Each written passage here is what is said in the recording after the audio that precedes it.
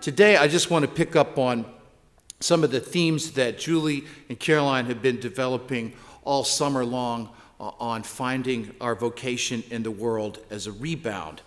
I take a passage of Scripture that actually occurs in all four Gospels, which is rare, so it must mean that it's relatively important. And it's a saying from Jesus. Jesus says, those who find their life or try to hold on to their life will lose it, but those who lose or forfeit their life for God's sake will actually find it. I read an interesting article on spiritual meaning in the Wall Street Journal, of all places, on the op-ed page, and it was written by the former host of Meet the Press, David Gregory. David Gregory, as you know, worked his way up the ladder at NBC. He covered national politics for the past couple of decades until he got a job that most of us would just think we'd died and gone to heaven. He was the host of Meet the Press. You get to interview the Secretary of State. You get to interview all of the Republican nominees. You get to interview the representative from the Vatican when the Pope comes to visit New York. It's a pretty heady atmosphere. You get to talk to all these important people that are making history at the moment. And Gregory, as it turns out, has been on a longer pilgrimage to make his faith relevant in his life. He grew up like a lot of us here, Jewish, but he never really went to synagogue to speak of. Married a girl who was Methodist from the Midwest, and they agreed to raise their kids Jewish, but she asked that he would take the lead in their family and actually have some spiritual substance. And he realized when she asked him to do that at the age of 32, he didn't really have much of a skill set in that area and wasn't sure what to do. One day he is interviewing President Bush in the White House.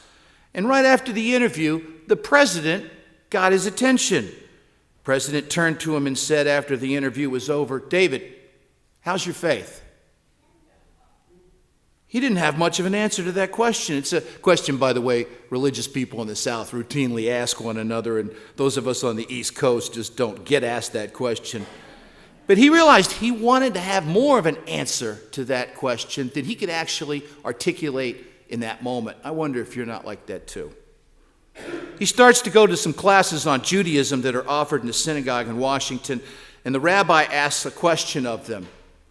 Who would you be if you lost everything? Who would you be if you lost everything? You know, you see those pictures of these refugees coming out of Syria. I saw a few pictures of these people with that kind of dumb-stricken face after Hurricane Harvey hit them. And on one level, you understand what they're going through, but it's really hard to put yourself in their position on a deeper level. Our identities are so grounded in these pretty secure things, like our career, like our homes, like our families and where we can afford to live, the vacations that we get to go on, and the way we can indulge ourselves, the people we socialize with, the people that we belong to. Who would you be if you lost everything? And then Gregory lost his job at NBC. I don't know the details. Viewership was apparently down for a prolonged period of time, way led to way. He was out on vacation just about this time of year, and they called him back up and said, "Don't bother coming back to work after Labor Day." And what's interesting is what Gregory didn't write about. It was obvious that it was only in his loss, after he'd really been humbled, that the power of faith became tangible in his life. He didn't really say what his faith did for him, only that it became activated.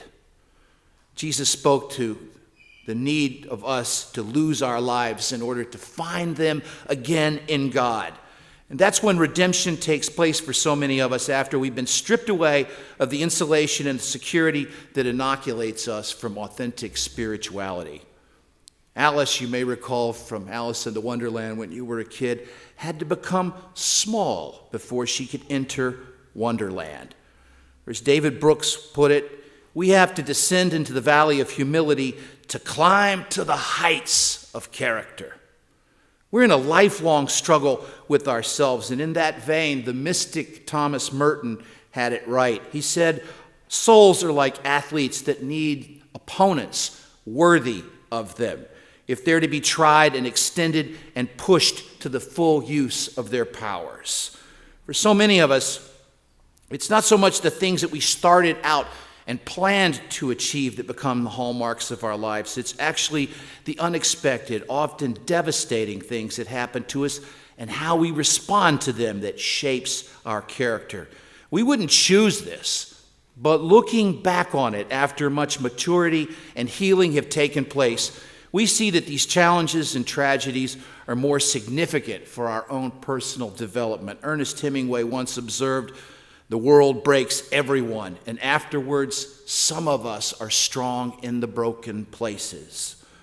David Brooks says that people who have lived through that kind of loss and redemption live through a process that brings them to a new and strange kind of beauty. It's not something that they would have chosen, but in the valley of humility, he says, they learn to quiet the self. And only by quieting their ego can they understand other people and accept what they have to offer. When they quiet themselves, they open up a space for grace to flood in. They found themselves helped by people that they wouldn't have expected to help them. They found themselves understood and cared for others in a way they could not have imagined beforehand. They found themselves loved in ways they didn't deserve.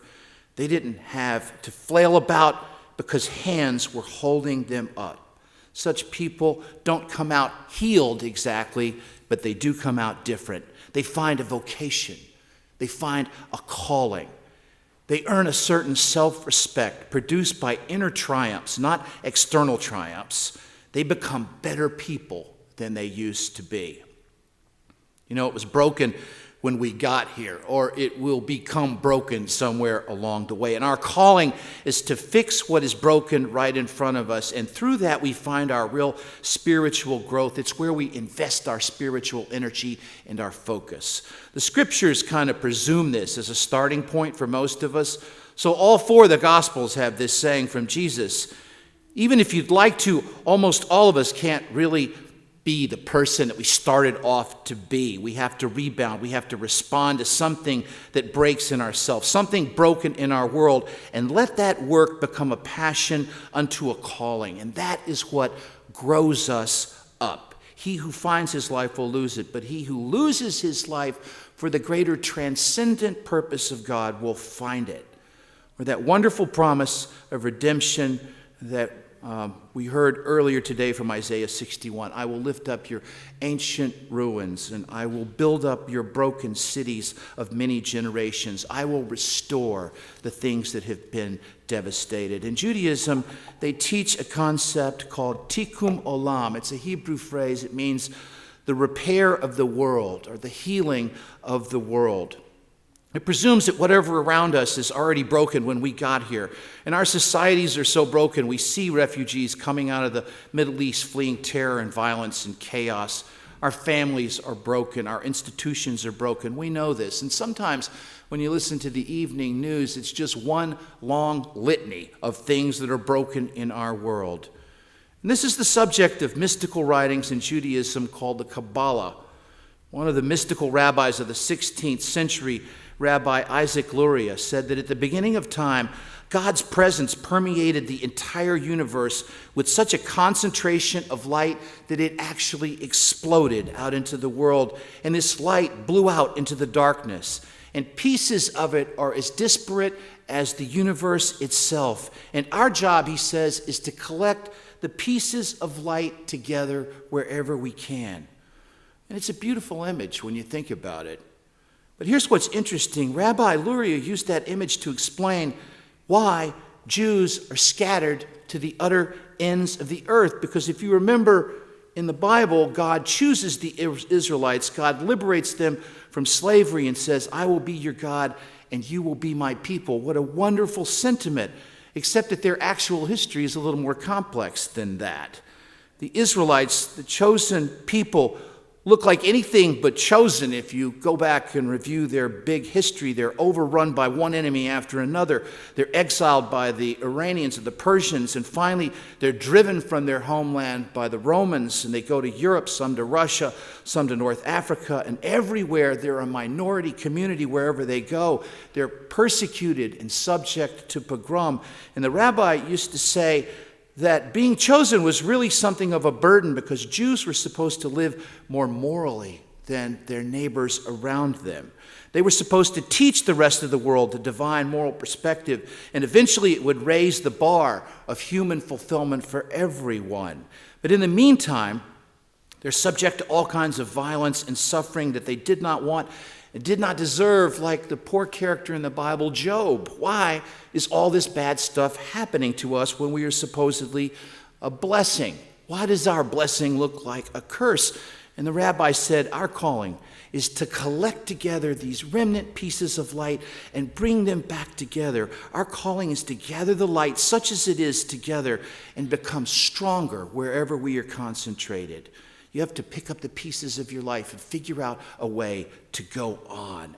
This is a regular, recurring feature of our lives. And sometimes we live through it collectively, like that day when 2 planes flew into the Twin Towers, and in a moment, our world was turned upside down.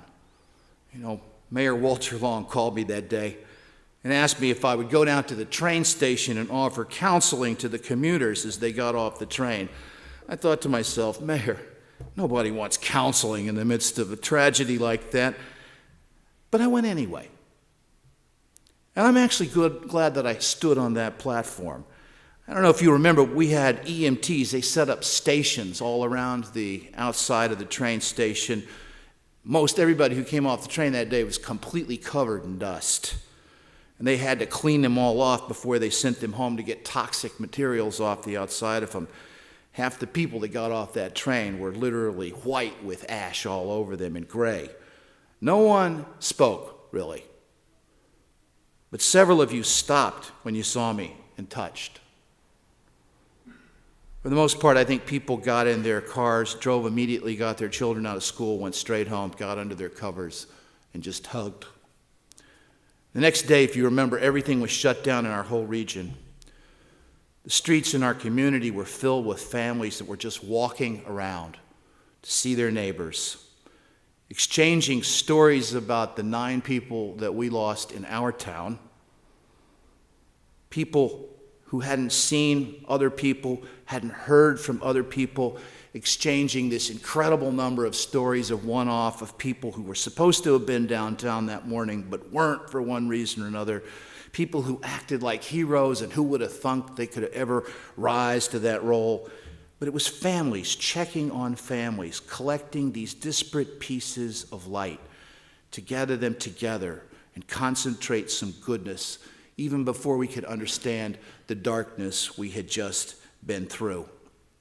And about a month later, I was at a fundraiser for Bridges, a homeless outreach ministry that started actually here at Christ Church. They held it at the old city terminal in Jersey City. So you could see Ellis Island in the background, and in the east, if you looked out, you could see the Statue of Liberty, so beautiful there. But behind us in the west, you could see clearly through the glass this huge pile that was still smoking, if you remember that, in lower Manhattan. You could watch the workers and the firemen up on that pile. It was all lit up because they were working around the clock for probably 6 months after it was over. And the entertainment that they had that night, of course, had been set up way in advance. We'd asked the Harlem Boys Choir to come and sing at the end of cocktail hour. And I'm standing there, I'm talking with half a dozen of these Wall Street bankers, Wall Street lawyers, all about the stuff of the world. And then the boys take to the choir risers. They didn't intend this, but as they stood there through the glass in the background, we could see that huge smoking pile as it was still standing there with the guys walking around on top of it. And the boys started to sing America the Beautiful. And all those hardened, tough deal makers stood there with me in silence, tears running down faces. And I don't think we said anything to each other, but I'm pretty sure we were all thinking the same thing. Out of our grief and our frustration and our rage, we are going to go on. We're going to collect together the pieces of life. We're going to rebuild. We're going to channel this wound in a way that honors the dead. We will go on. I will lift up your devastation, says God. I will rebuild your ruined cities, says the Lord in Isaiah. And you know what? You too are a gatherer of light. You too are a healer. You're in the redemption business.